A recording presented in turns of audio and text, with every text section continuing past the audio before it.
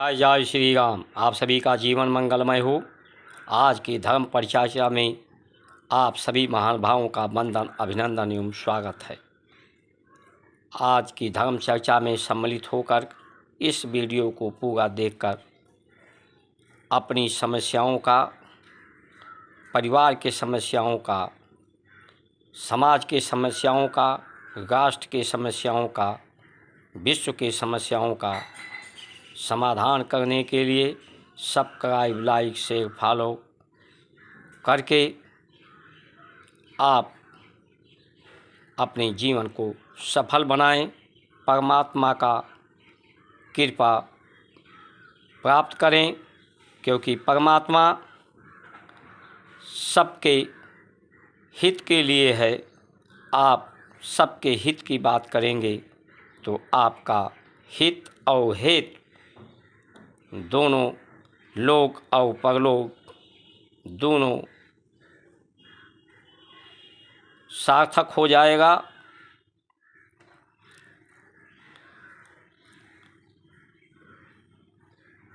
जो प्रकृति विभिन्नता में एकता की बात करती है,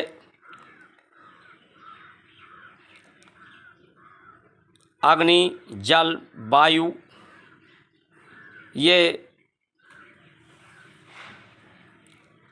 अलग अलग आचरण के होते हुए भी एक साथ मिलकर रहते हैं। इनमें अलग अलग गुण विचार है, लेकिन इनमें एक स्वभाव है वो पवित्रता की। इस पवित्रता, इसी प्रेम के द्वारा ही सहयोग, एक साथ में रहकर ये सृष्टि का उत्पत्ति, शरीर का और संचालन, निवारण करते हैं। इसलिए सबको साथ में रहना चाहिए।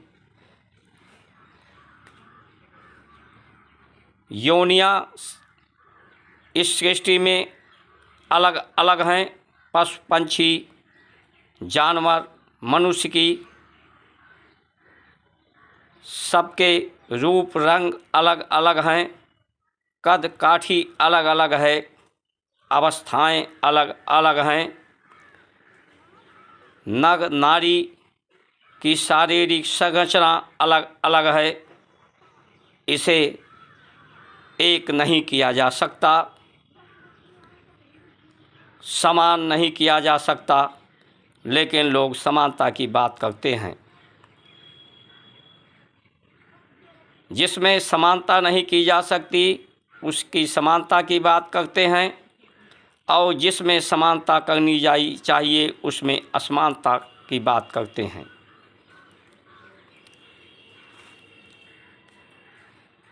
समानता हमारे ऋषियों ने कही कि आपकी सब कुछ अलग अलग होने के बावजूद, जैसे प्रकृति का आचरण अलग होने के बावजूद इकट्ठा रहता है, उसके द्वारा सृष्टि है। आपके द्वारा जो भी आपके बल, बुद्धि, अवस्था, योग्यता के अनुसार जो भी हो, आप समुचित उसका अपने निजी जीवन के लिए प्रयोग करें। समाज के लिए, राष्ट्र के लिए, परिवार के लिए जो आपसे अधिक उत्पादन होता है उसे आप दान करें। हमारे यहाँ दान देकर ही लोग देवता बनने की सिद्धांत है। जितने ज़्यादा आप अपने लिए, अपने निजी स्वार्थों के आपूर्ति के लिए अपने द्वारा क्षमताओं, योग्यताओं के अनुसार प्रयोग करेंगे, उतने ही आप असमर्थ होते जाएंगे, विकार आप में होता जाएगा। क्योंकि प्रकृति सबको देती है, आप देने का भावना करें।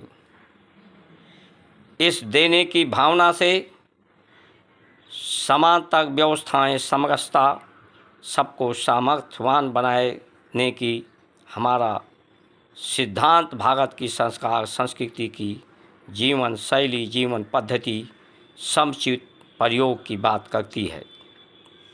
लेकिन आप जात पात, भाषा, लिंग के आधार पर अलग अलग व्यवस्था देकर लोगों को भ्रमित कर रहे हैं, जो प्रकृति नहीं बांटती जात पात, धर्म, भाषा, लिंग के आधार पर किसी तरह से उसकी अवस्था अलग नहीं होती, तो आप व्यवस्था क्यों अलग कर रहे हो? यही सबसे बड़ी समस्या का कारण है।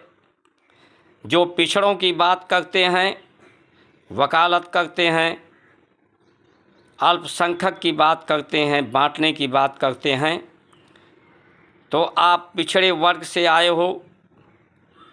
आए थे तो साइकिल पर बैठ कर के पैदल थे, आज हवाई जहाज़ और बंगले में आप घूम रहे हो। तो आप अगर उनके हिमायती होते तो आप कहते कि जब तक वो हमारा पिछड़ा 2 वक्त 2 रोटी खाएगा तब तक हम भी 2 ही रोटी खाएंगे, 4 नहीं खाएंगे। जो सुविधा उसे मिली है वही सुविधा हम भी लेंगे। जो अधिक सुविधा मेरे पास है उस पिछड़े को, अपने जात के लोगों को हम दान करेंगे, उनके लिए विद्यालय खोलेंगे, उनके लिए अस्पताल खोलेंगे। सब अपने सभी जातियों को संगठित करके, जो समर्थ हैं, जो धनवान हैं, जो बलवान हैं, जो बुद्धिमान हैं, इसका प्रयोग अपनी जातियों को ऊपर उठाने के लिए करेंगे। लेकिन ऐसा तो आपने नहीं किया। सबसे ज़्यादा इस देश में पिछड़ों की संख्या है, जैसा आप बता रहे हैं पिछड़ों की है। तो अगर आप हवाई जहाज़ में चल रहे हो, बंगले में घूम रहे हो, महंगी गाड़ियों, संसाधनों का प्रयोग कर रहे हो, तो किस को लूट कर रहे हो? एक पिछड़ा ही पिछड़े को लूट रहा है और वो भी पिछड़ों की हिमायती कर रहा है। इसलिए इन भ्रामिक जो भ्रमित कर रहे हैं, इनसे सावधान होना होगा। और किसान जो इस समय आंदोलन कर रहा है, किसान जिस देश में दुखी होता है, अन्नदाता, परमात्मा दुखी होता है, उसके कोपाभाजन का सबको शिकार होना पड़ता है। इसलिए सभी को किसान के समर्थन में होना चाहिए। किसान ही सभी महंगाई का ठेका नहीं लिया है। जब आपने अपना व्यवस्थाएं सुख सुविधा वाली कर ली हैं तो किसान को भी ये सुविधा, मजदूर को ये सुविधा मिलनी चाहिए। आप अगर आपको महंगाई की इतनी चिंता है तो आप अपना व्यय कम करिए, अपना वेतन, अपनी सुविधा, अपनी साधन को कम करिए। आप किसान को, मजदूर को दबाकर कुचल करके करना चाहते हो, ये बर्दाश्त नहीं किया जाएगा, ये निंदनीय है। उत्तम खेती मध्यम बान, निषेध चाकरी भीख निदान।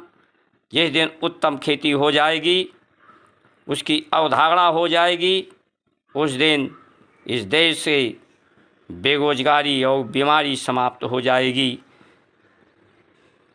जिस दिन गौ आधारित खेती हो जाएगी, प्रकृति आधारित खेती हो जाएगी, अन्न विकार मुक्त हो जाएंगे, बीमारी मुक्त देश हो जाएगा। जय जय श्री राम।